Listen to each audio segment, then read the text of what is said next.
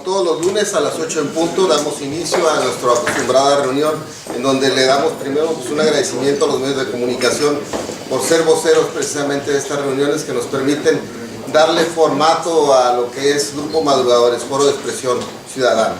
Hoy, de hecho, en base a una situación especial que el día de ayer nos comentaron por la noche, la profesora María Luisa Santoyo tuvo una salida a la ciudad de Durango, que no estaba programada, le llamó el secretario general a nivel nacional, lo cual le limitaba la posibilidad de estar con nosotros.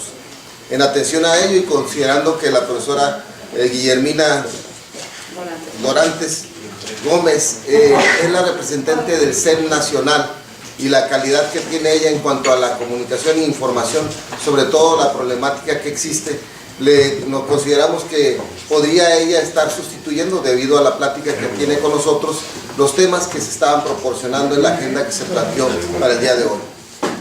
Señor secretario, le cedo la palabra para que continuemos con el protocolo en orden. Bueno, antes de ceder la palabra, quiero decirles que Madrugadores hoy se encuentra de plácemes. Hoy tenemos el ingreso de un nuevo madrugador que en el protocolo del proceso vamos a tomarle la protesta. Me pase aquí a que nuestro secretario nos dé los tiempos y que ya asignamos un currículum para la revisión aquí del licenciado Gerardo Aguiñiga, al cual hasta la fecha tenemos plena seguridad de que será otro nuevo miembro que fortalecerá nuestras filas. Señor secretario, cedo el uso de la palabra para continuar con el protocolo. Muchas gracias. Vamos a iniciar la sesión del día de hoy. Bienvenida, maestra María Guillermina Dorantes Gómez. Bienvenido Miguel Alejandro Estrella Montoya, que le acompaña. Y bienvenidos nuestros prospectos. Hoy, el día de hoy, uno ya se convierte en socio.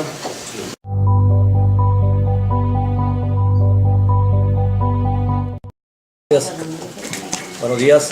Bueno, filosofía del Grupo Madrugadores. Somos un grupo de ciudadanos mexicanos que amamos entrañablemente a nuestra patria y buscamos el mejoramiento de nuestros compatriotas y la convivencia universal. Participamos activamente en el desarrollo comunitario y en el mejoramiento social como fundamento de nuestra independencia y progreso.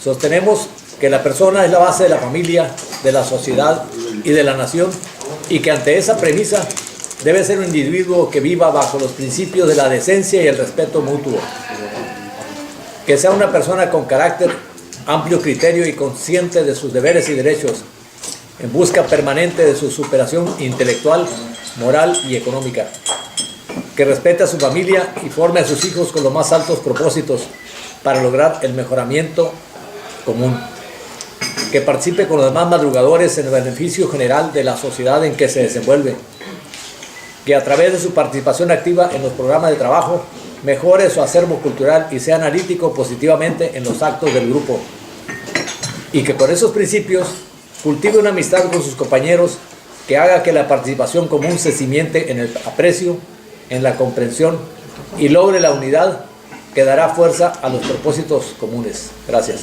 Muchas gracias, Gabriel.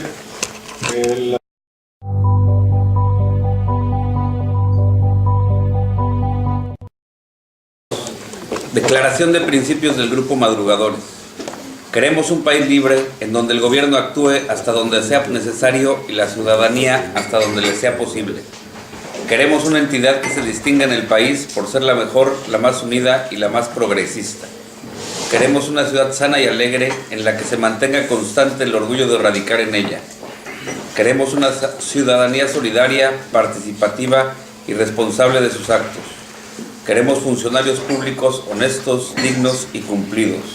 Queremos formar un grupo de hombres y mujeres que sean íntegros, auténticos y que, partiendo de la amistad, sean conscientes de la responsabilidad que tienen con su país, su estado y su familia, que cumplan con sus obligaciones y que tengan la capacidad y el valor de exigir que se respeten sus derechos. Queremos que a ese grupo de personas se nos llame madrugadores. Gracias, Gerardo.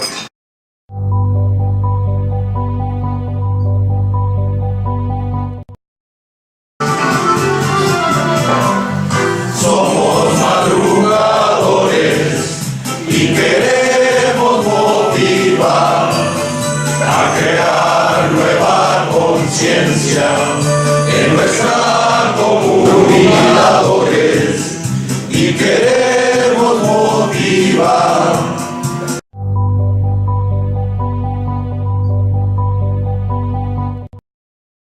Nuestro coordinador tiene algunos mensajes que darnos y luego procederemos a tomarle la protesta. Voy a iniciar con un mensaje y sobre todo que está próximo a celebrarse el Día Internacional de la Mujer. Un abrazo fraternal a todas las mujeres. Hoy por hoy están haciendo uso de espacios que por muchos años no habían estado acercados a ellos. Yo creo que esta es una oportunidad para que se establezca una relación de mayor alcance por todo el potencial que tienen. A las maestras y a las compañeras mujeres, tanto del gremio magisterial como de todos los gremios de comunicaciones y de todos los gremios que están aquí. Es un abrazo del grupo, o sea, en esta próxima fecha en que celebran su día, que yo creo que el Día de la Mujer son todos los días, todos los que tenemos una fortuna de tener una muy buena compañera. Creo que eso es más que estar atrás, está a un lado de nosotros, ¿no?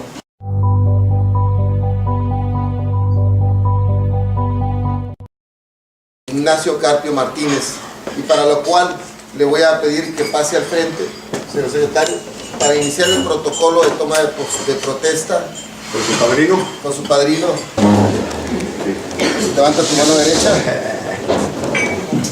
Ignacio Carpio Martínez, protestas cumplir el reglamento interno del Grupo Madrugadores de Mexicali, los estatutos y reglamentos y las orientaciones, disposiciones y comisiones que reciban, mirando siempre por el bien del grupo y la grandeza del movimiento madrugador. Protesta. Si así lo hicieras, el Grupo Madrugador de Mexicali y el movimiento madrugador lo reconocerá, si no, os lo demandará. Le pido a tu padrino que te ponga el pin, que te abroche.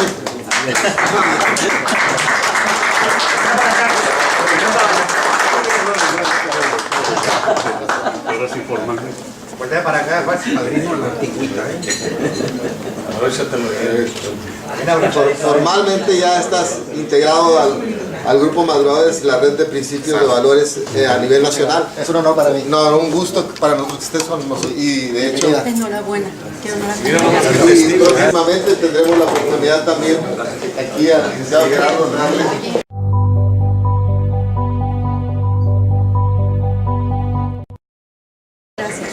Su nombre es María Guillermina Dorantes Gómez, lugar de nacimiento Santiago de Querétaro, Querétaro. Profesora de Jardín de Niños, licenciatura en Educación Especial, especialidad en Deficiencia Mental, maestría en Pedagogía, becaria de excelencia en la Universidad Complutense de Madrid en el Diplomado Formación Política en la Sociedad Global, becaria del programa Bécalos en la Universidad Autónoma de Madrid. Su experiencia laboral, docente frente a grupos en el nivel preescolar, maestría en especialidad en el área de aprendizaje en los centros de atención psicopedagógica de educación preescolar, maestra de apoyo en el área de aprendizaje en la unidad de servicio de apoyo de la escuela regular, directora del centro de atención múltiple de educación especial, docente de la maestría de pedagogía en la Universidad Continente Americano en las áreas de fundamentos filosóficos de la educación. Integrante del equipo de proyecto de investigación del Fondo de Cooperación Mixto México-España para la Integración Educativa.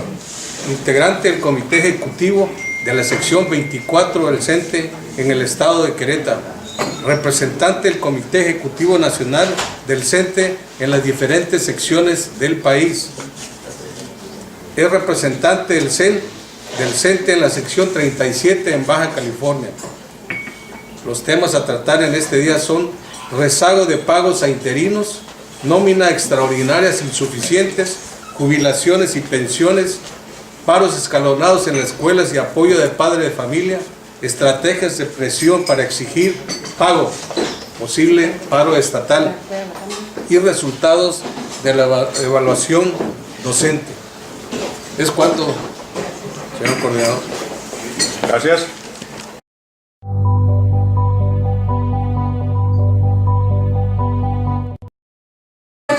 Buenas, reciban el gran saludo del maestro Juan Díaz de la Torre, presidente nacional del Comité Ejecutivo Nacional del Sindicato de Trabajadores de la Educación.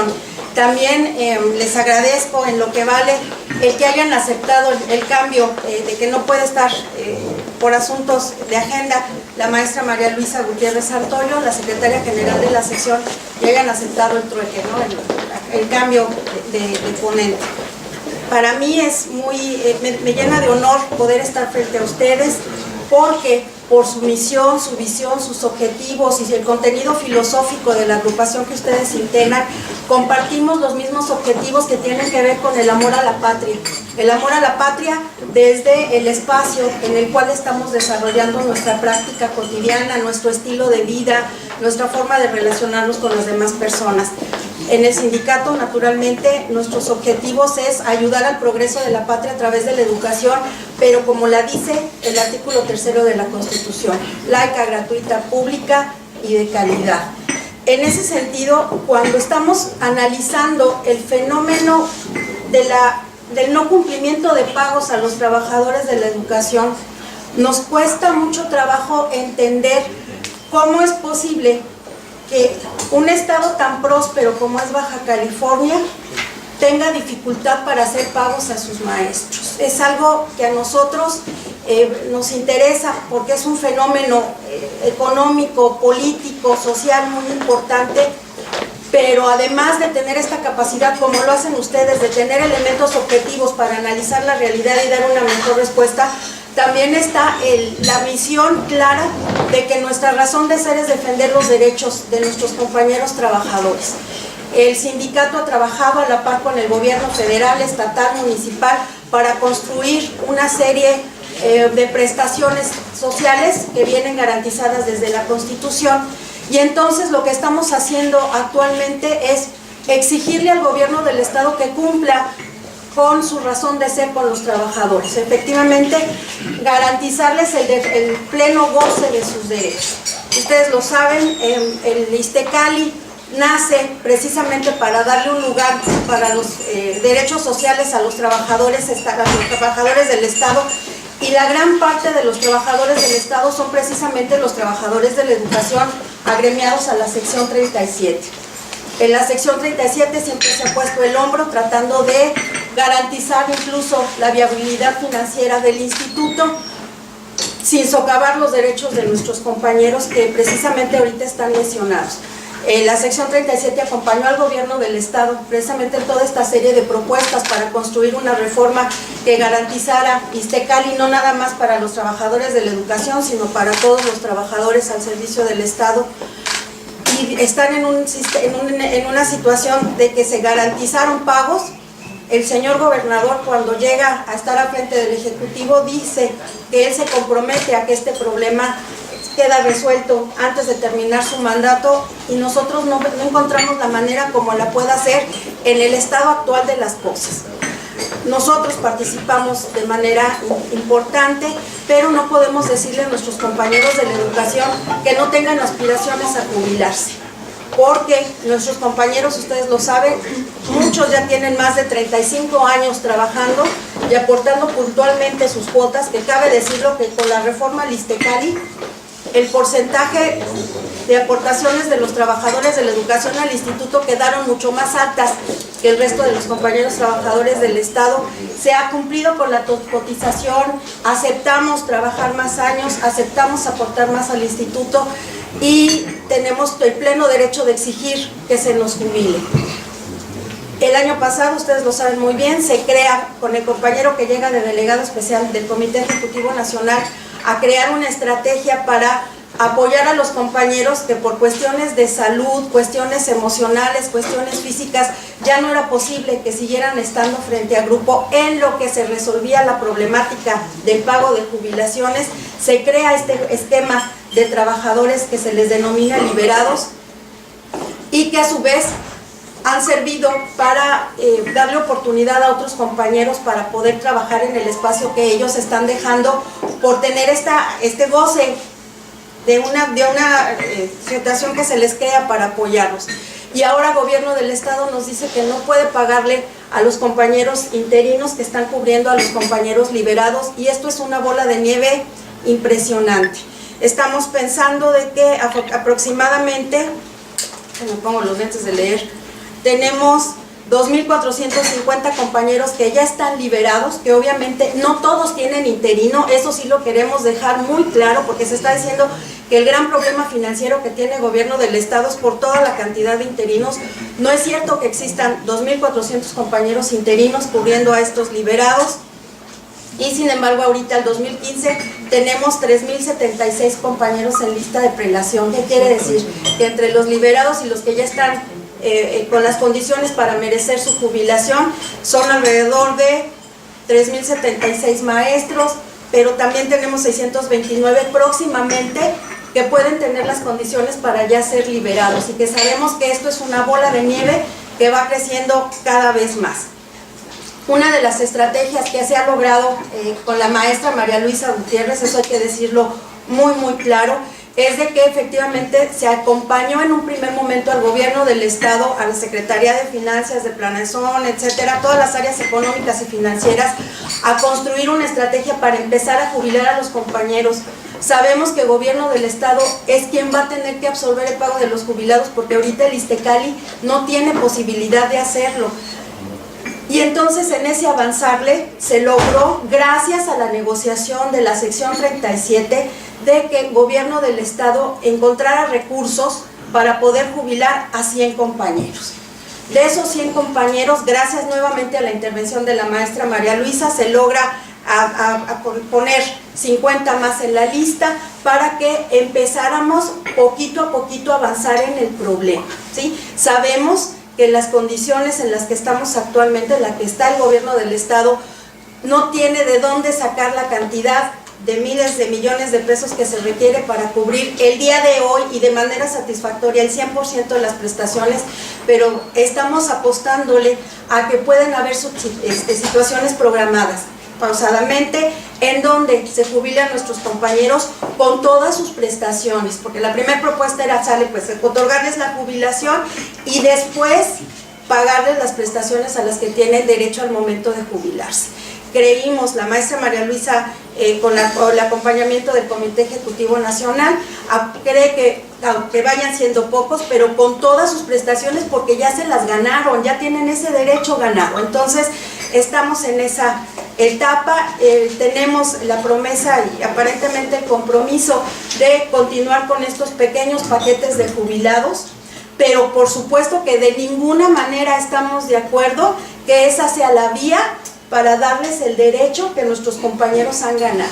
Si estamos pensando que de X cantidad de tiempo van a salir de a 100 y de a 100 y de a 100, este problema tampoco se va a resolver, porque si bien cada mes o cada 2 meses pudieran otorgarle su derecho a alguien que ya se lo ganó, a 100, a un grupito de 100, tenemos a más de 3,000 que están detrás, más los que ya están ganando su derecho también a poderse jubilar.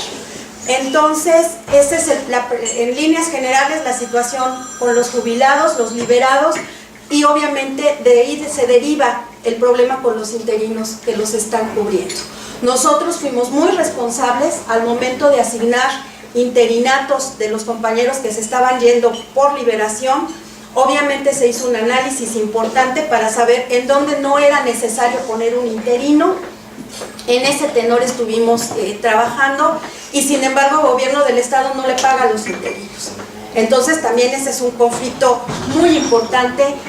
Nosotros les pedimos que hagan el ejercicio de pensar que ustedes puedan estar trabajando durante 6 meses sin recibir ni un peso, pero sí exigiéndoles que lleguen puntualmente, que cumplan con todas sus obligaciones, que oferten calidad pública gratuita, de calidad, con equidad, y durante 6 meses ustedes no reciben pago.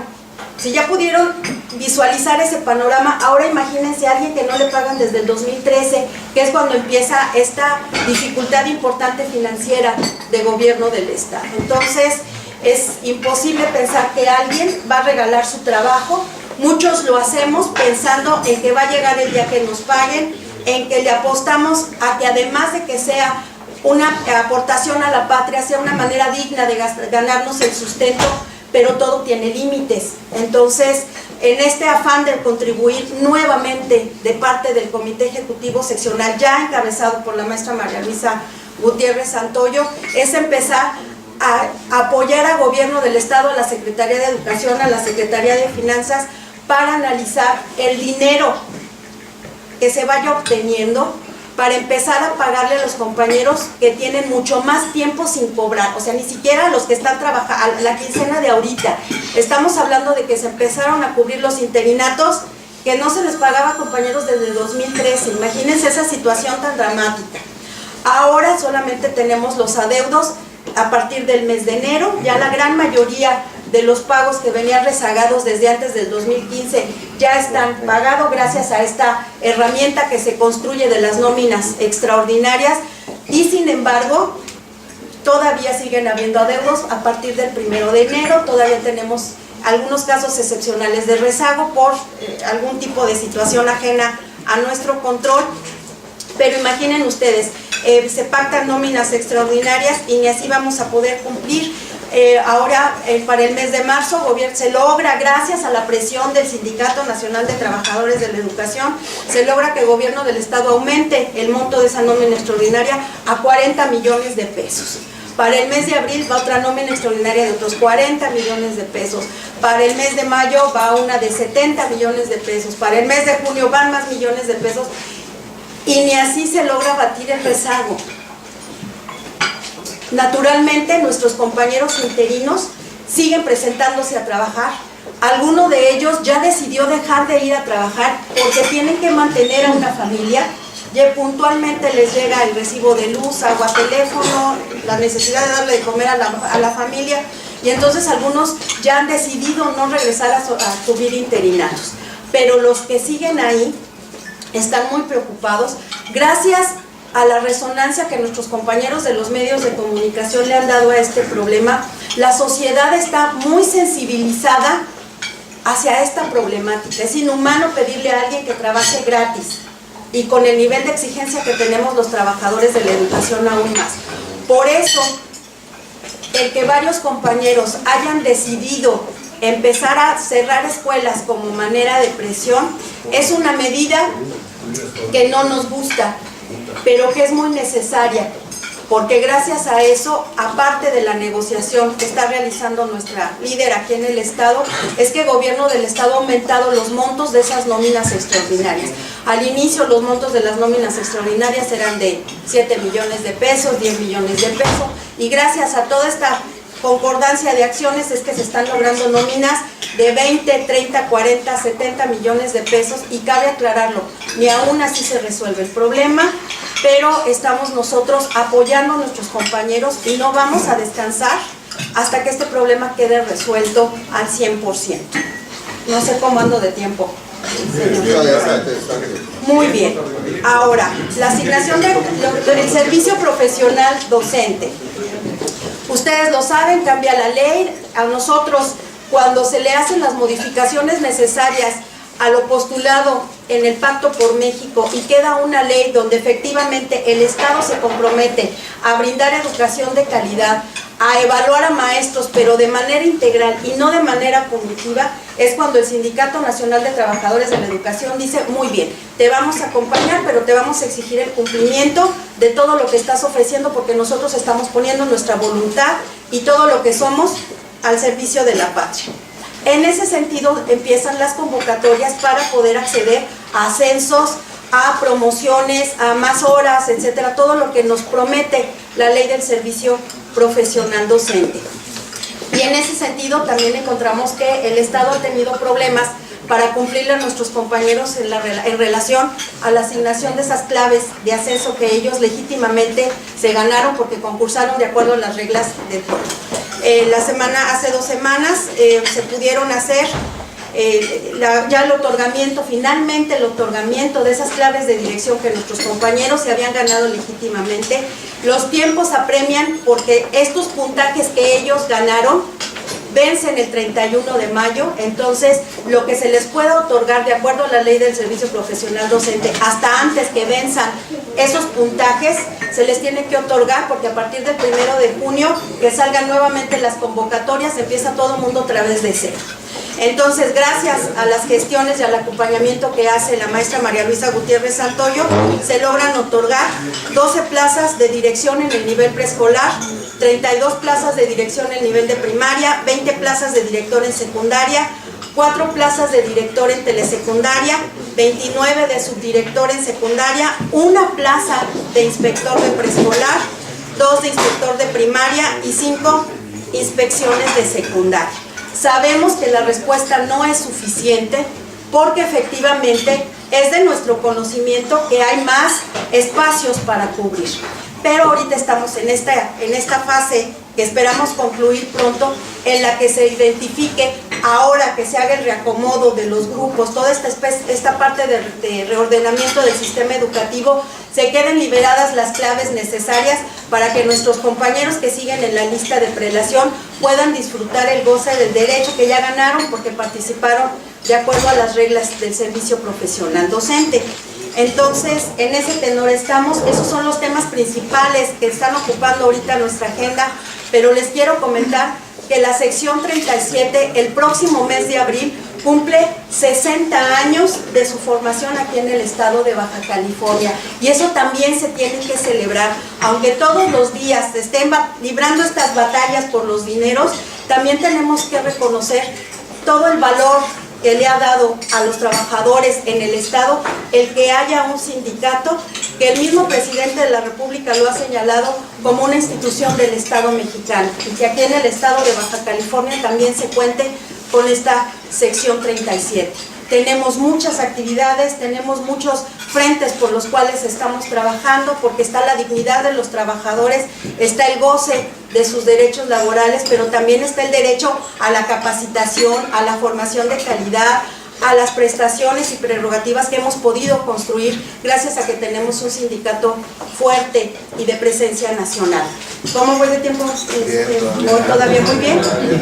Perfecto. Estamos, ustedes lo saben, en el Comité Ejecutivo Nacional se construyó la estrategia, valga la redundancia, de la planeación estratégica, en la cual ustedes lo saben, sirve para detectar nuestras principales debilidades, oportunidades, amenazas y situaciones que podemos mejorar, y en ese tenor estamos trabajando también en la sección 37. Tenemos 8 ejes de trabajo estratégicos que cubren la certeza laboral, la cercanía con los agremiados, que esa es una parte muy importante. Estamos también apostándole a construir un sindicalismo de servicio fuerte, no nada más para nuestros compañeros agremiados, sino también a la sociedad a la que nosotros servimos. Le estamos apostando a la formación, a la capacitación, a la identidad de los mismos sindicalistas, al trabajar cada vez con generaciones más jóvenes de trabajadores de la educación que se están acercando con nosotros. En fin, tenemos varios frentes en los cuales estamos desarrollando nuestras actividades. Seguramente ustedes han podido observar que el área de comunicaciones ha sido muy importante para acompañar las gestiones de nuestra secretaria general, nuestra página de Facebook, nuestra página en internet, los correos institucionales, los medios de mensajería que tenemos a la mano hoy han permitido hacerle llegar de manera más oportuna a nuestros compañeros y a toda la sociedad que está interesada qué es lo que estamos haciendo dentro del Sindicato Nacional de Trabajadores de la Educación. Mañana tenemos una actividad muy importante en videoconferencia con la UNESCO, porque en esta situación del CENTE, con las demás instituciones y los demás organismos a nivel internacional, estamos colaborando en todo aquello que tiene que ver con la defensa del disfrute de los derechos que tiene la niñez y la juventud a nivel mundial, en el cumplimiento de que efectivamente se abata la pobreza, de que haya igualdad, de que haya equidad, de que las metas de desarrollo del milenio efectivamente se lleguen a cumplir. Entonces mañana tenemos esa actividad con la UNESCO, tenemos convenios de colaboración firmados con la Internacional de Educación, con la Asociación de Trabajadores, la Federación de Trabajadores de Estados Unidos, con los cuales hemos estado, los estados de la franja fronteriza, tanto de México como de Estados Unidos, construyendo varios convenios de colaboración.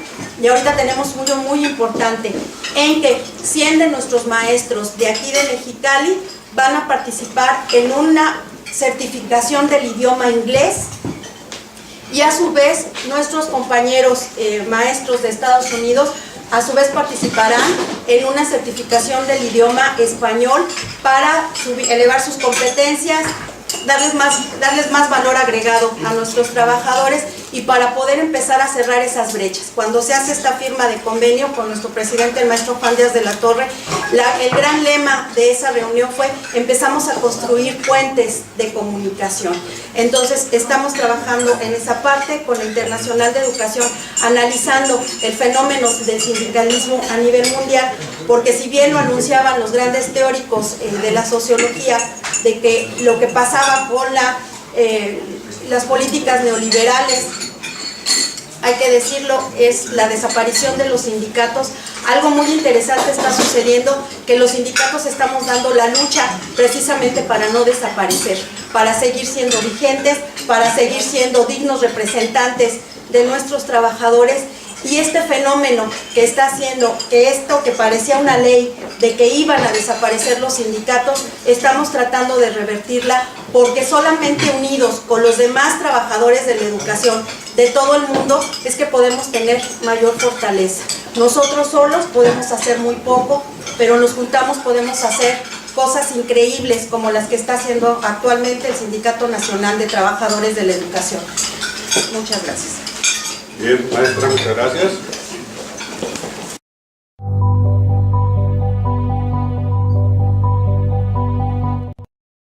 Dorantes. Mi pregunta es nada más de tipo administrativo. ¿A qué acontece que no se haya considerado en el techo presupuestal de los recursos federales y algunos estatales los recursos necesarios para cubrir los interinos? Se dice que ha sido una falta de conocimiento en la elaboración de los presupuestos y anteproyectos presupuestales para los siguientes ejercicios, que no han sido considerados. Esa es una pregunta. La otra, y suplicándole me disculpe, pero quiero aprovechar su calidad de representante del Comité Nacional. Mi pregunta es muy simple. Pues sí, tenemos aquí radicado el problemas privativos, que es lo que nos preocupa como Estado y como entidad de Mexicali. Pero quisiera que nos dijera usted si esta problemática no es privativa nada más, o si es de nuestra entidad como Estado, o acontece a nivel nacional en todos los estados. Y esto se viene corriendo a partir del 2013, cuando se volvió a centralizar la nómina, la administración y la dispersión de recursos. Esas son las dos preguntas, pero sería que nos contestaran. De antemano, muchas gracias. Me indican la dinámica al inicio de las preguntas y después las respuestas. No, puede contestar pregunta y respuesta. Muy bien, muchas gracias, señora Astorga. Mi nombre es Julio Astorga. Julio Astorga, tengo el gusto de... Muchas gracias por sus preguntas. En relación a los recursos federales que se deben de otorgar a las entidades, a lo mejor no soy la mejor persona para poderle contestar, porque eso tendría que contestarlo el oficial mayor de Hacienda, el de Finanzas, el gobernador. En sí ellos deberían de tener mejores elementos para contestar esa pregunta.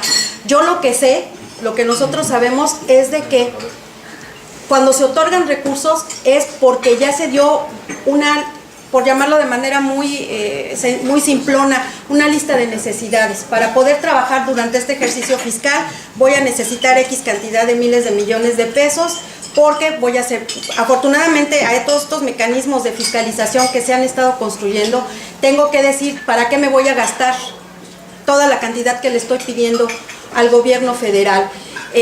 Lamentamos mucho que haya habido un fracaso en esa planeación que debió de haber habido de parte del gobierno federal. De parte del gobierno estatal, nosotros nos sorprende porque nosotros, los compañeros de la sección 37, ya me siento unida a ellos, el Estado es quien les paga, no la Federación, no el FONE. Los que estamos contratados en Plaza Federal, efectivamente la nómina ya está centralizada, el gobierno ya no le manda el gobierno federal ya no le manda, por ejemplo en mi caso al Estado de Querétaro, el dinero cuando me pagaban ya no se lo manda, ya no se lo da para que lo distribuya, sino que directamente le manda el sueldo a los trabajadores, pero no es el caso del gobierno de Baja California para la situación específica de sus maestros estatales. Habría que analizar, yo creo que hay muchas hipótesis muy interesantes del por qué el gobierno del Estado está teniendo dificultades. Tiene que ver con la administración de los recursos, necesariamente algo está pasando, porque por ejemplo, en el caso ya no tan amplio como es todo el gobierno del Estado, sino en el caso específico del ISSSTECALI, donde puntualmente a cada trabajador se le descuentan sus aportaciones y al momento que llega a pedir medicamento o que llega a solicitar consulta, el ISSSTECALI le dice que no los puede ofertar porque no tiene recursos. A nosotros tenemos formas de denominar eso, porque en otros sistemas financieros, sistemas pensionarios donde ha sucedido esto, ha habido el elemento del cruce financiero. Nos pasó cuando la Auditoría Superior de la Federación revisa las cuentas del ISSSTE y encuentra que efectivamente el dinero de todos los 21 seguros y prestaciones que los que disfrutamos del ISSSTE estaban siendo utilizados indistintamente para cualquier cosa. Esa situación del cruce financiero causa muchos problemas porque sirve para resolver un problema, pero en realidad te está destapando otro que tarde que temprano va a meritar los focos rojos, y eso seguramente está sucediendo aquí en la entidad. Por conversaciones con el maestro Juan Díaz de la Torre, con nuestros diputados federales, con la maestra María Luisa Gutiérrez Santoyo, sabemos que este problema va a requerir del apoyo del gobierno federal, porque es muchísimo dinero. Nos preocupa cuando nos dicen que los municipios no le han dado las aportaciones al ISSSTECALI, y decimos, pero ya se lo descontaron a los trabajadores, ¿por qué no lo pagaron al ISSSTECALI? Y más aún, cuando a nosotros los trabajadores de la educación nos descuentan, los gobiernos municipales no pagan, y entonces eso quiere decir que los trabajadores de la sección 37 están dándole vida al ISSSTECALI y a todos los trabajadores que están cotizando en él. Entonces es un problema administrativo muy importante. Habría que ver qué tanto fue la mala previsión, habría que ver qué tanto es las estrategias para administrar los recursos, pero efectivamente es un fenómeno muy complejo. En relación a su otra pregunta, yo creo, por la experiencia que yo he tenido de trabajar en otros estados de la República y específicamente en las secciones que son estatales, donde efectivamente el Estado le corresponde crear las estrategias para la seguridad social, y incluida la pensión y la jubilación, no en todos lados tienen los problemas económicos que hay aquí en Baja California. Vengo recientemente de la sección 42 del estado de Chihuahua, donde se logró una reforma a la ley del sistema de pensiones civiles, y créanme que le está garantizando la viabilidad financiera al instituto. El director de pensiones civiles dice que para 100 años, el secretario general de la sección 42 dice, bueno, tampoco echemos las campanas al vuelo, pero al menos no nos va a tronar de aquí a 10 años, o sea, tiene una vida larga y prolongada nuestro sistema de pensiones. En otros estados también tienen problemas, entonces habría que ver qué fueron los factores que están haciendo de que aún con el esfuerzo de los trabajadores, con decirle tienes que trabajar más y que los trabajadores aceptemos, sabiendo que ahí va nuestro futuro y el de nuestra familia, que a vuelta de 1 año, 3 años, nos digan que esa situación ya es insostenible. Entonces, hay experiencias exitosas, hay experiencias que nos hacen tener que analizar todo el contexto de elementos que están haciendo que Baja California, un estado que ha sabido florecer del desierto, que solamente tiene un río para tener agua, que hayan sabido sacar riqueza, prosperidad y aparte alimento para el resto del país. ¿Cómo es posible que tengan tantos problemas actualmente? Yo dejaría ahí mi comentario, señor. Muchas gracias. Gracias. Al contrario. En términos generales, nosotros vemos el periódico, leemos, ¿verdad, maestra? Y ¿Qué va a pasar con esos maestros que van a despedir por no haberse presentado al examen? ¿Y qué va a pasar también con esos maestros que también leemos por ahí que no completan los alumnos y que también van a ser despedidos o se van a reacomodar? No sé. ¿Y existe realmente la confianza de los maestros hacia sus líderes? Muy buena pregunta. En concreto sería eso. Claro, doctor Ramírez, muchas gracias por sus 3 muy buenas preguntas como las de señora Astorga. Bueno, nosotros ya sabíamos cuál iba a ser la consecuencia de aquellos que de manera consciente no accedieran a participar con las reglas de la Ley del Servicio Profesional Docente. Lo que nosotros siempre le exigimos a la autoridad, al gobierno federal y a la autoridad educativa, era de que no despidiera a los maestros, porque efectivamente lo veíamos como un castigo. O sea, los maestros que están teniendo dificultades para desarrollar su práctica docente de manera adecuada, necesitan acompañamiento, necesitan asesoría, no que los despidas. Y una de las grandes cosas que logramos como Sindicato Nacional de Trabajadores de la Educación fue proteger a nuestros compañeros que ya estaban en servicio al momento de que se entrara en vigor la Ley del Servicio Profesional Docente. ¿Qué va a pasar con ellos? Los que dijeron que no van a participar y no se presentaron a ninguna de las etapas del proceso de evaluación, desafortunadamente se les va a tener que aplicar la ley como la ley lo mandata.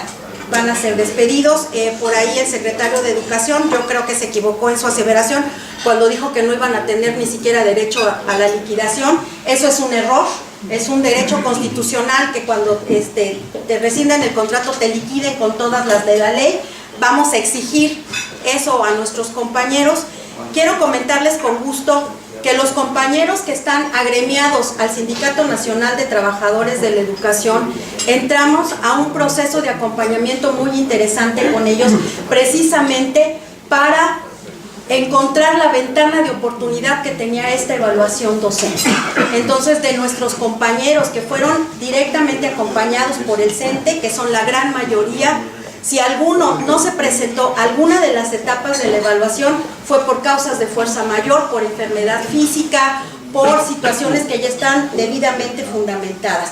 Aquí en el estado de Baja California fueron los menos los maestros que decidieron no participar en esa situación, pero aún así los vamos a acompañar en este proceso de liquidación que les corresponde, buscando agotar todas las vías para su defensa, para su protección, para que efectivamente no sean despedidos, y en eso estamos trabajando.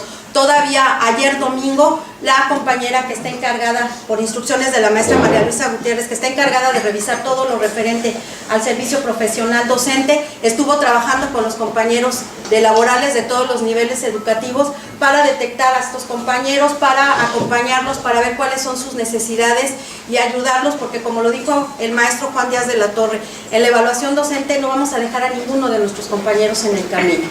En relación a su segunda pregunta, que tiene que ver con el reacomodo de los docentes, no vamos a permitir que ningún docente sea despedido por la reestructuración de grupos, porque si nos acordamos, la Ley Federal del Trabajo, el artículo 123 en el apartado B, señala que no te pueden despedir si no es por causa justificada. Y las justificaciones para el despido quedan también muy bien marcaditas, pero también marca de que si por necesidades del servicio es necesario cerrar grupos o mover algún docente, tiene que hacerse en pleno respeto y apego a sus derechos que ya tiene consolidados. ¿Esto qué quiere decir? Que si por necesidades, porque efectivamente existen escuelas en donde hay muy poquitos alumnos, estamos viendo de manera muy con mucha atención el fenómeno demográfico que hay aquí, específicamente en el estado de Baja California. Créanme que en ninguno de los otros estados de la franja fronteriza está sucediendo el fenómeno que pasa aquí en Mexicali, que efectivamente preescolar y primaria tiende aceleradamente a hacerse chiquito, y sin embargo secundaria, prepa y profesional están ampliando su demanda, precisamente por la cuestión demográfica, por la cuestión de que entran y salen continuamente familias con hijos, llegan, salen, leía declaraciones de uno de los funcionarios del sistema educativo diciendo de que han incrementado muchísimo la demanda de nuevos espacios educativos, lo cual abre una ventana para analizar de manera más detallada si efectivamente un grupo se cierra o no se cierra.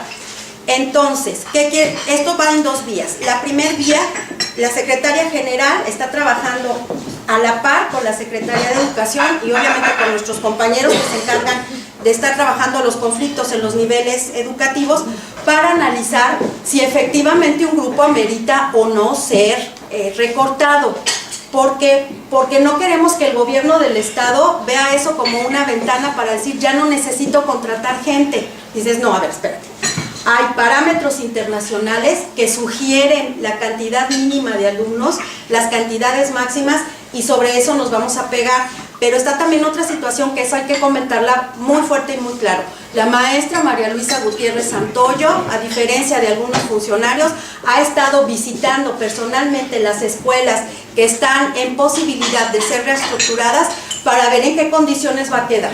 No es posible pensar en que vas a condensar 2 o 3 grupos, pero vas a construir un grupo de 50 niños, y menos donde hay un salón en donde ya se hizo el experimento de acomodar 40 sillas, 40 mesabancos y no caben.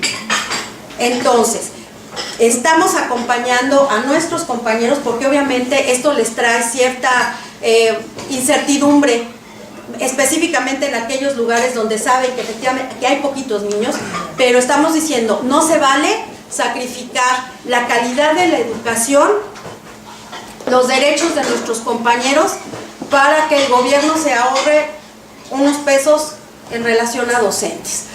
En los casos en donde efectivamente, y esa sería la otra parte, en donde efectivamente se van a tener que condensar grupos, la situación es acompañar a nuestros compañeros, valga el pleonasmo, para que efectivamente puedan seguir dando su práctica educativa en buenas condiciones, donde efectivamente estén los grupos y estén las condiciones materiales de edificio en cuestión de infraestructura total, para que esta maravilla del fenómeno educativo de calidad que merece Baja California se siga dando. Entonces estamos en la parte de acompañar la revisión de las escuelas, pero también estamos en la parte de acompañar a nuestros compañeros para que efectivamente sepan que si se les va a brindar alguna oportunidad, tiene que ser apegada a lo que dice la ley. Y en líneas generales lo que dice la ley es que no te pueden mandar a un lugar que implique que te tengas que desplazar mucho más de donde te desplazabas, o que tengas que hacer un gasto mayor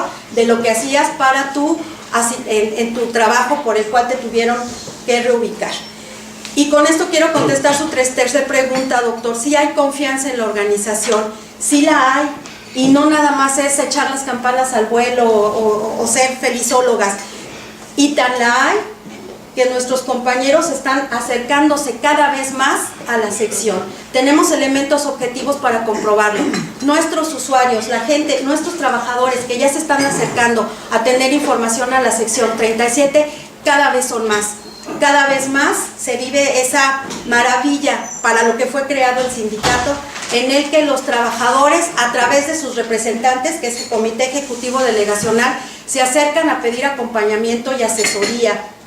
Y porque, aunque estamos en una etapa muy interesante de acompañar las manifestaciones y los paros de nuestros compañeros, es el 96% de ellos acompañados del Sindicato Nacional de Trabajadores de la Educación. Cuando algunos compañeros interinos, con el apoyo de los padres, deciden manifestarse de esa manera, siempre está el representante del sindicato con ellos, precisamente para apoyarlos, para darles mayor fortaleza. A mí me maravilla ver que aún en este tiempo de adversidad, la maestra María Luisa Gutiérrez Santoyo es más legítima que nunca, porque efectivamente hay confianza. Hay reclamos, claro que hay reclamos. Hay exigencia, claro, porque así es nuestra razón de ser. Hay confianza, porque la maestra María Luisa lo dijo de una manera muy adecuada en los días pasados. Nosotros no somos dique para contenerle problemas al gobierno del estado. Nuestra obligación y nuestra razón de ser está con los trabajadores de la educación. No sé si le contesté adecuadamente. Correcto, muchas gracias. Gracias. Muy interesante el tema, ¿no? Hay muchas preguntas, pero una específicamente que me llamó la atención.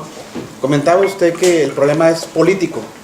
Específicamente, ¿a qué se refiere cuando es político? Así se puede decir, así al grano, por favor. Caray, bueno. Vamos a acordarnos hay un concepto de política que a mí me gusta mucho que dice que son las reglas comunes de obligado cumplimiento. Cuando hablamos de política no hablamos de grilla, hablamos de la mejor expresión que tiene el ser humano precisamente para construir canales de comunicación, redes de civilidad. Ustedes lo saben por la línea filosófica que manejan ustedes. Se trata de que participemos, pero de que también se establezcan compromisos. Nosotros cada vez le cedemos parte de nuestra libertad, de nuestra autonomía, porque confiamos en que el gobierno nos está respaldando y está haciendo lo que le toca. Pagamos impuestos porque sabemos que nos los van a regresar. Y entonces en esas reglas de la democracia, de la participación y de la política es como nosotros estamos participando. Y cuando a nosotros el gobierno del Estado nos ha firmado infinidad de minutas, acuerdos, diciendo, tú no te preocupes, la semana próxima ya está el dinero y tú no te preocupes, pero para el 2019 esto ya va a estar caminando sobre ruedas, y nosotros seguimos yendo a trabajar, seguimos cumpliendo con nuestras obligaciones, seguimos pagando impuestos, seguimos siendo buenos ciudadanos, entendemos que una de las reglas alguien la está violentando. Por eso considero que efectivamente es un problema político que tiene un alto componente económico, porque lo platicábamos los días anteriores con los compañeros del grupo gestor de Liberados, en lo que le decíamos, la única manera que este problema, o sea, ninguna respuesta va a satisfacer a los compañeros que ya ganaron su derecho. La única respuesta que los va a satisfacer es decirte, el día de hoy se te jubila, se te pagan todas tus prestaciones e igual a los compañeros interinos. Hoy sales con todas tus quincenas de año, lo que sea que te deban, y además la siguiente quincena la vas a cobrar puntualmente. Es la única respuesta que los va a satisfacer. Y el gobierno no es capaz de hacerlo. Entonces, sí creemos que es un problema político en el sentido de que estas reglas de obligado cumplimiento, alguien no está siendo responsable para cumplirlas, y eso ya no nos preocupa, porque ahorita lo que nos está ocupando es defender a nuestros compañeros y representarlos en el frente que sea necesario. No sé si le contesté la pregunta al licenciado Contreras. Muchas gracias. Toda expresión ciudadana es manifestar realmente la problemática que existe en los diferentes sectores y que la comunidad tenga una clara visión que a veces se distorsiona precisamente por haber mucho contenido de información.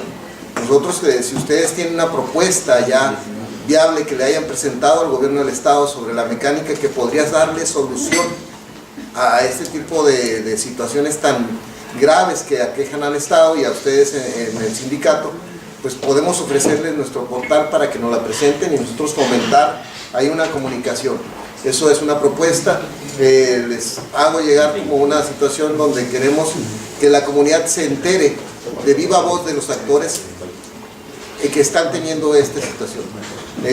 Y la pregunta en concreto es, en el análisis que ustedes han hecho de la problemática, ¿qué soluciones les han presentado o qué propuesta le han presentado al gobierno del Estado para efectos de que este asunto quede acordado adecuadamente? Ok, bueno, yo le agradezco muchísimo esta propuesta que nos hacen de socializar lo que estamos haciendo.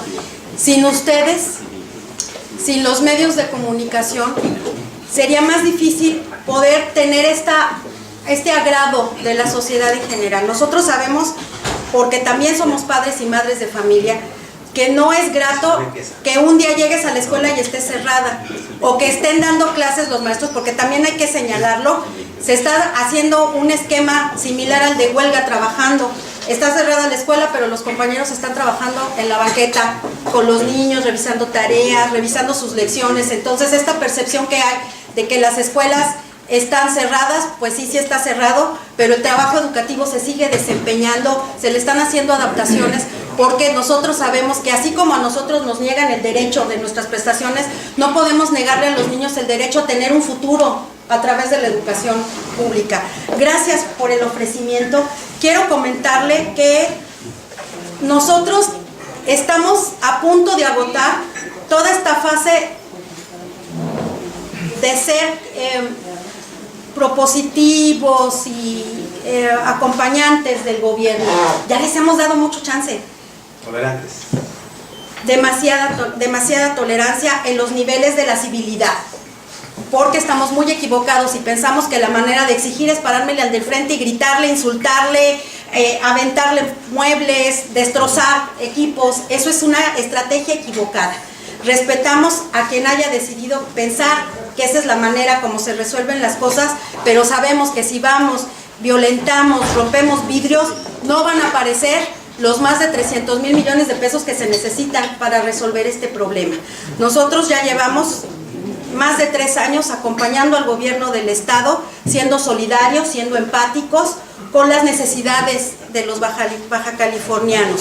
Pero ya estamos en la etapa de que vamos a empezar a exigir de otra manera que se cumpla con el derecho de nuestros trabajadores. No le podemos decir a uno de nuestros compañeros, mira, el gobierno del estado, pero no te preocupes, en una de estas sí sale tu nombre en la nómina extraordinaria.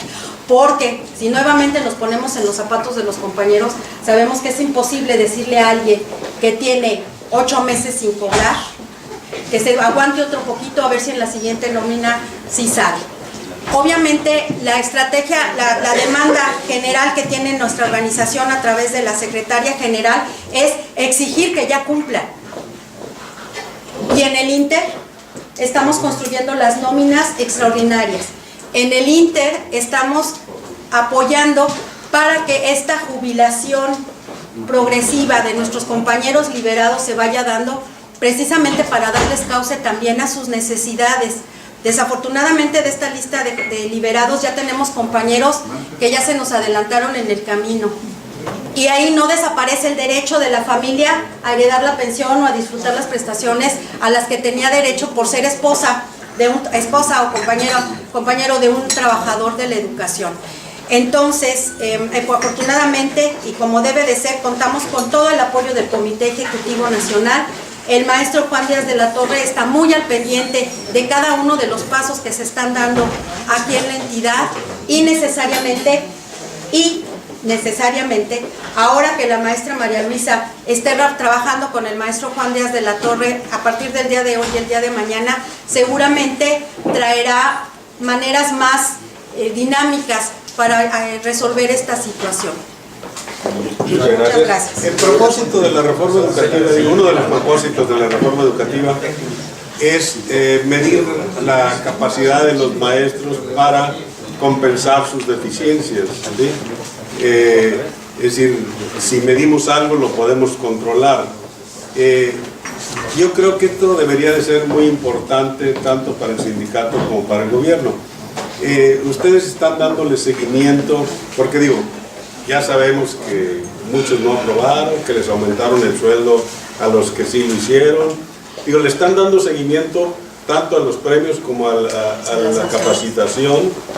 Claro que sí, estamos muy ocupados. Una de las cosas que nosotros venimos peleando desde el 2012, 2013, que inicia a vislumbrarse la reforma a través del Pacto por México, era exigirle al gobierno que no nos castigue, porque efectivamente, si ustedes recuerdan esos primeros días cuando se anuncia el Pacto por México y cuando el entonces secretario de Educación manifiesta que su objetivo principal es dar de baja al 80% de los maestros en servicio, de ninguna manera lo íbamos a soportar ni a tolerar.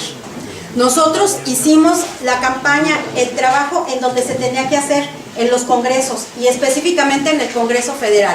Nuestro presidente nacional tuvo muchísimas reuniones de trabajo con todos los diputados maestros, indistintamente del partido político en el cual estuvieran en el Congreso de la Unión, precisamente para hacerles ver cuáles eran nuestras preocupaciones y encontrar el apoyo para quitarle, como coloquialmente se le ha dicho, quitarle los dientes filosos que tenía la reforma educativa, y lo logramos con éxito. Nosotros somos los primeros en que decimos, sí, evalúame, porque nosotros desde 1992 estamos en un proceso muy interesante de evaluación voluntaria que fue construido en el programa de carrera magisterial.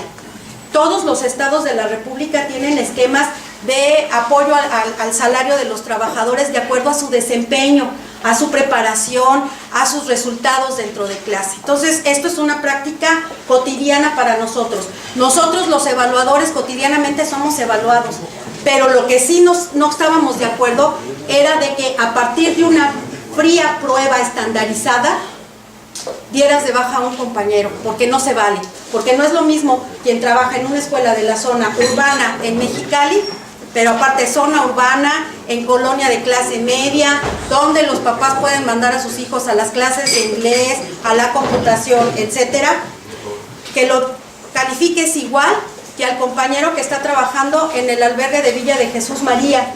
Entonces no puedes pedirle las mismas condiciones.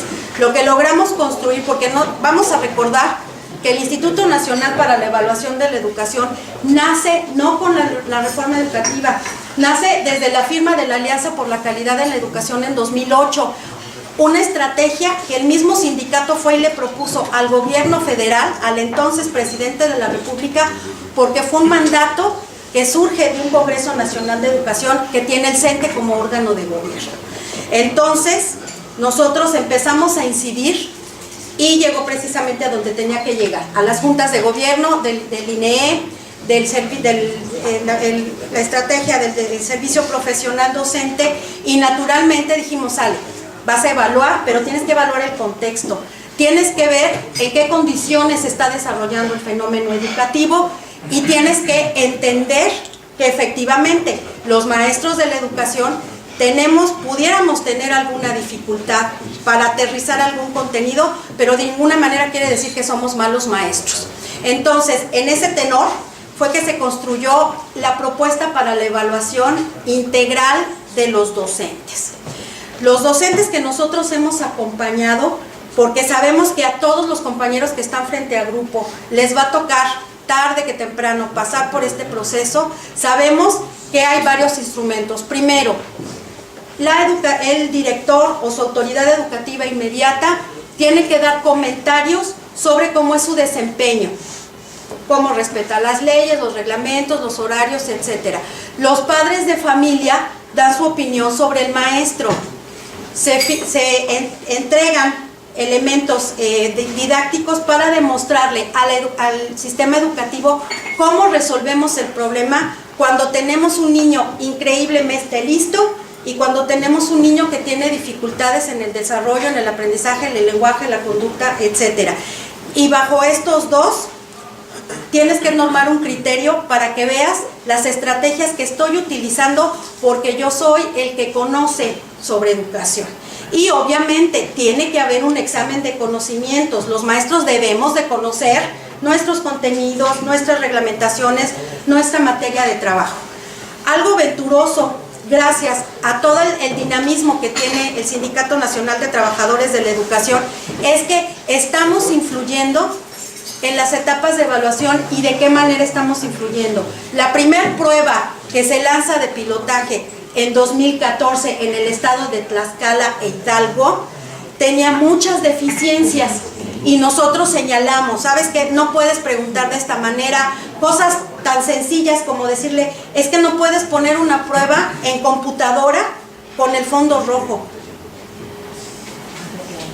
Ahorita estamos y hemos visto que todas esas alianzas, todas esas reuniones de trabajo que hemos tenido han servido precisamente para modificar esas situaciones, porque nosotros le dijimos al gobierno federal, no le tenemos miedo a la evaluación, pero si vas a evaluar, va a ser para mejorar la práctica educativa, porque es tu obligación.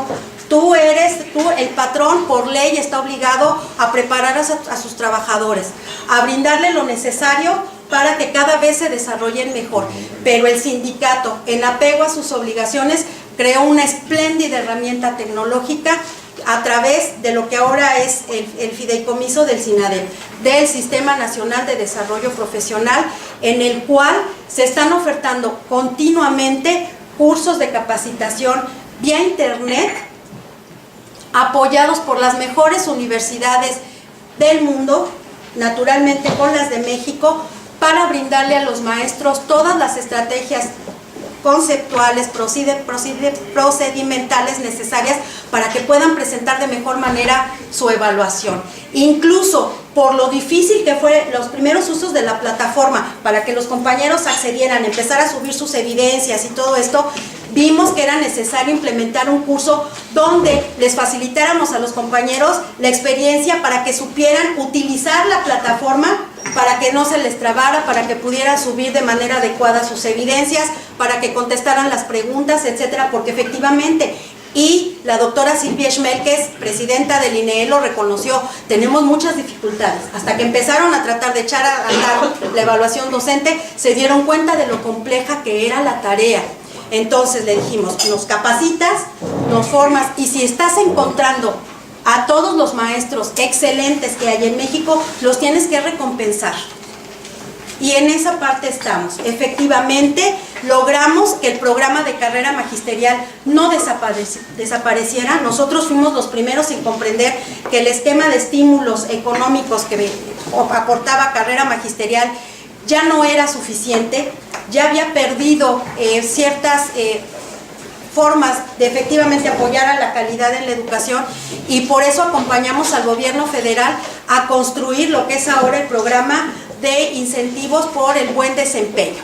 Entonces, efectivamente, ya los compañeros que salieron sobresalientes en la evaluación docente ya vieron reflejado ese pago de hasta el 33% más de su salario a los compañeros de educación básica, y naturalmente no vamos a claudicar en esa parte de que siga cumpliendo con sus obligaciones. Y una obligación importantísima es brindarle a los compañeros los espacios para que puedan desarrollar su práctica.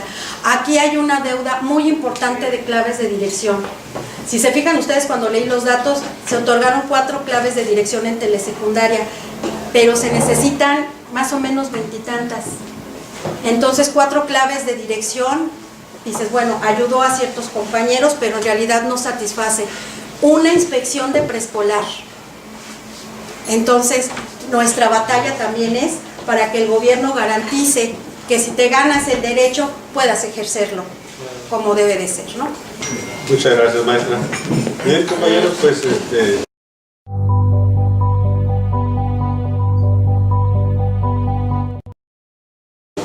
que dice así: Grupo Madrugadores de Mexicali, Foro de Expresión Ciudadana, otorga el presente reconocimiento a la maestra María Guillermina Dorantes Gómez, representante del CEN, del Sindicato Nacional de Trabajadores de la Educación, en la sección 37 en Baja California, por su valiosa participación en el desayuno del Grupo Madrugadores de Mexicali, exponiendo el tema Problemática del Magisterio y las estrategias del CENTE para su solución. Firma el licenciado Félix Cañas como coordinador y un servidor como secretario.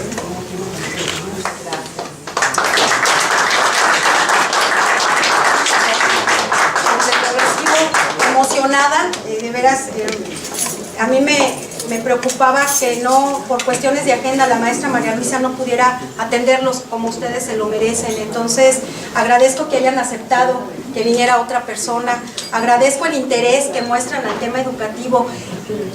En los grandes problemas que hemos tenido siempre sale algo bueno, y efectivamente ahorita se está hablando de educación, se está hablando de derechos laborales, nos estamos solidarizando los ciudadanos, los trabajadores unos con otros, porque lo que le pasa al magisterio no nada más le pasa al magisterio, está pasando en todos los ámbitos de la vida. Gracias por brindarnos el espacio, gracias por su interés. Quiero pensar que vamos a seguir en contacto. Muchísimas gracias. Listo. Gracias. Gracias. La rueda de prensa.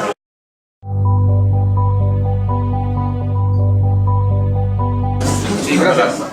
Profesora, buenos días. ¿Cómo está? Muy buenos Bien, días. muchas gracias. No, dos semitas. Uno, el gobierno lanzó ya la advertencia directa de que va a hacer la suspensión. Es decir, va a haber sanciones a aquellos que suspendan las labores, que no asistan, que no se presenten en aula. Y la otra, el dato que usted nos dio hace un momento de 300 mil millones de pesos, que es el adeudo general. O sea, quisiera preguntar que es de todo el país, y es preciso este dato, 300 mil millones. Ahí sí quiero, gracias por la pregunta, sí quiero aclarar, seguramente no son 300 mil pesos, el maestro Miguel Estrella, 3 mil millones 3,000 millones de pesos, perdón, sí le Ahora, exageré. ¿estos Fuera son de la para el pasión. Estado o son para todo el país? No, para el Estado. La maestra María Luisa, sí, ¿Pero es 3,000 para lo de millones. Estecali o para lo otro de los Para las jubilaciones. Solamente O sea, esos 3,000 millones, ¿cómo se integran? ¿En qué se conforman? Ok, sabemos de que la situación de los dineros va más o menos repartida de la siguiente manera. Le voy a pedir al maestro Miguel Estrella si me puede apoyar con esta situación. En primer lugar está el pago de la pensión a los compañeros. Está el pago de las prestaciones a las que tienen derecho al momento de jubilarse.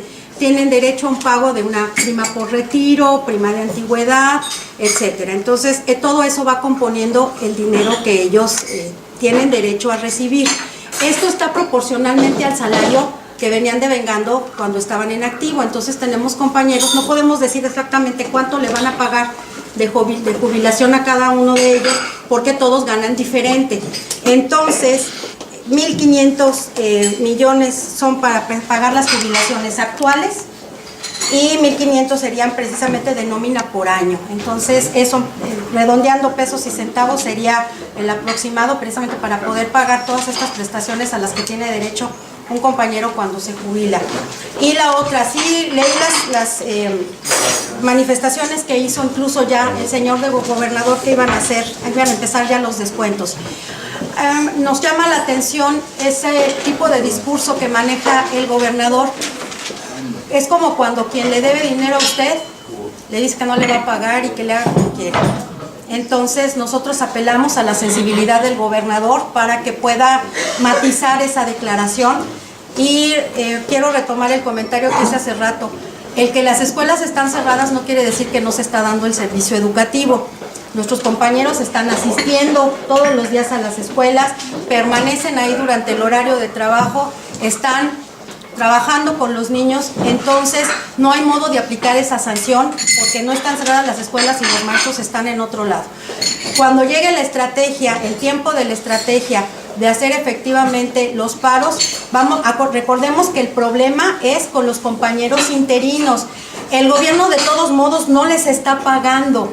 Tenemos compañeros de base en las escuelas que ellos naturalmente tienen que permanecer. Cuando se llegue a esa estrategia, tienen que permanecer dentro de las escuelas y los compañeros interinos serían quienes nos estén acompañando. ¿Cuántos son más? Interinos, estamos hablando de alrededor de 2,000 y fracción de compañeros interinos. Este número es variable porque hay compañeros que a la falta de pago ya no regresan. Entonces, por eso siempre está fluctuando, no hay cantidades exactas de compañeros interinos. Era pregunta, liberados son los mismos, 3.076 en lista de prelación, se están sumando ya otros 629 que estarían por una posible, ya más o menos en situación prejubilación. No, a ellos todavía no los estamos sumando porque, ¿cuál es el problema que hay? ¿Cuántos son? Para aclararlos. Y otra pregunta sería, ¿en cuántas escuelas, cuánto significa pagarle a estos interinos que tienen actualmente? Okay. ¿Y cuántas escuelas están en esta especie de paro activo que le llaman? ¿Cuántos maestros? Ok, en lista de prelación, que son los compañeros que ya están liberados, tenemos una cantidad de 2,450 compañeros al 31 de diciembre del 2015. Hasta la fecha, los que ya estaban, más los que salieron recientemente, son 3,076 maestros que están en la lista. Aquí hay que enterarnos que no nada más son los compañeros que integran la sección 37.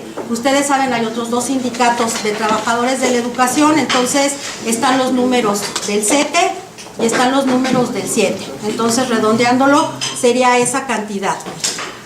Tenemos alrededor de 629 compañeros que ya están en condiciones de ser liberados, pero que les estamos pidiendo la comprensión, porque si no podemos resolver lo anterior, integrarlos a ellos en algo que ya es también su derecho, va a crear mayor presión financiera al instituto y al gobierno del estado. Entonces esos todavía no los estamos integrando a las listas. ¿Y cuánto significa el pago a los interinos y más o menos cuántas escuelas están en paro activo? Es muy difícil decir el número exacto de cuánto cobra un interino, porque por ejemplo en el caso de secundaria es un maestro liberado con la asignatura de matemáticas que tenía 42 horas. Bueno, los interinos, al momento de que se otorgan esas horas, no se le otorgan a una sola persona las 42 horas, porque además hay compañeros que están en activo y que dicen yo quiero cubrir claves de interino, claves de liberado, precisamente para tener mejor salario.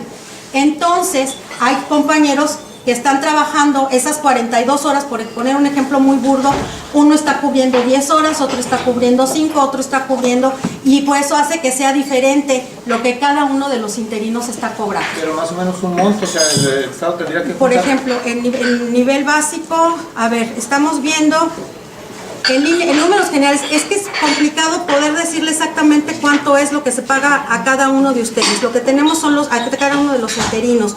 Por ejemplo, ay sí, por favor, quítale eso, maestro. Le comento, todos están ganando de manera diferente.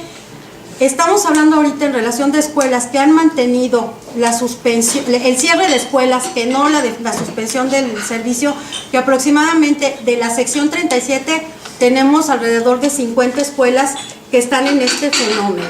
Todo el Estado. En todo el Estado, de la sección 37. Y bueno, nóminas extraordinarias, lo que tenemos aquí pactado es de que, viene, a ver, tengo aquí el dato. Dice, se pactaron nóminas extraordinarias para el 5 de febrero por 15 millones, 26 de febrero 43.5 millones, 18 de marzo 40 millones, 29 de abril 40 millones, 27 de mayo 70 millones y 24 de junio 20 millones, pero no se resuelve el problema, ya que para pagar los adeudos de agosto a diciembre de 2015 se necesitaron alrededor de 240 millones de pesos, y si estamos pensando que ahora de enero a agosto de 2016 se van a necesitar más de 260 millones de pesos para pagarle a nuestros compañeros, tenemos mucho problema, porque así como vamos, y si no hay una respuesta más clara y más concisa y con más dinero, el ciclo escolar 2016-2017 también se va a empezar con la deuda de la quincena que va corriendo, más lo que viene desde enero ya atrasándose también. Entonces se requieren alrededor de 500 millones de pesos para solventar esa deuda, pensando que a partir de que se les pague lo que se tiene atrasado, la siguiente quincena ya la cobran normal. Maestra, ¿avala usted de los paros o los cierres de escuelas que se supone que también participan los padres de familia? ¿Y cuál es la solución entonces a este adeudo? ¿Qué propone? Nosotros lo que estamos haciendo es acompañar a nuestros compañeros interinos que ya no ven otra manera de solucionar esto o de manifestar su enojo, más que diciendo ya no voy a trabajar. ¿Qué cosa hay que dejar muy clara? A nuestros compañeros les tardan lo que sea para pagarles, les niegan el servicio médico en Iztecali, pero en cuanto cobran, les descuentan, viene su pago, les descuentan obviamente el impuesto sobre la renta y les vienen descontando el servicio médico desde el primer día del interinato, aunque no lo hayan disfrutado. Entonces, claro que nos solidarizamos con ellos, porque no es posible continuar en esa situación. ¿Qué es lo que estamos haciendo? Acompañándolos precisamente cuando ellos consideran que ya no es posible seguir trabajando en esa circunstancia, y van acompañados de su representante de sindical. Nosotros con todo gusto les proporcionamos aguas, les proporcionamos materiales que lleguen a necesitar.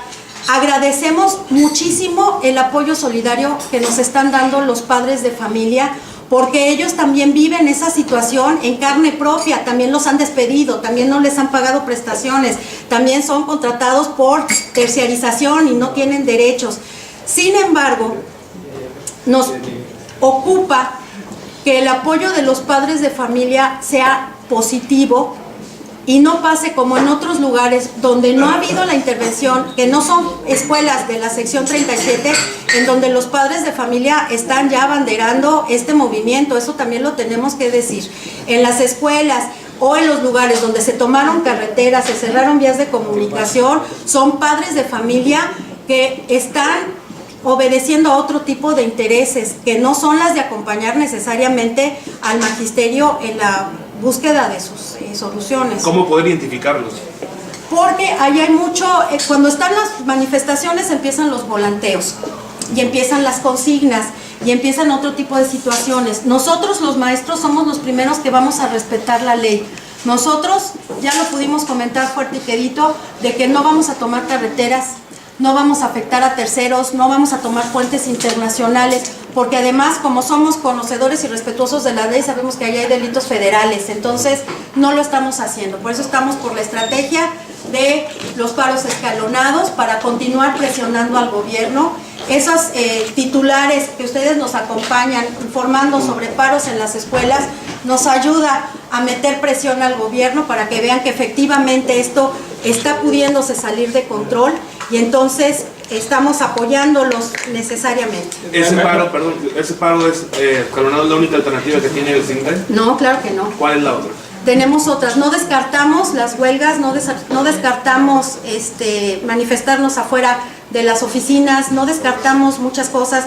Tenemos muchos avales, incluso de federaciones internacionales de sindicatos en los cuales estamos construyendo esas redes porque a todos nos está pasando más o menos situaciones similares, entonces necesitamos la solidaridad de todos y de todas en estas eventualidades. Maestra, ¿qué es eso de contratos de terciarización? Las outsourcing. Cuando ustedes no los contratan, la fábrica, en el sistema educativo no. Yo decía de la solidaridad que tienen los padres porque ellos también lo viven y en condiciones... Claro. Maquiladoras. Claro.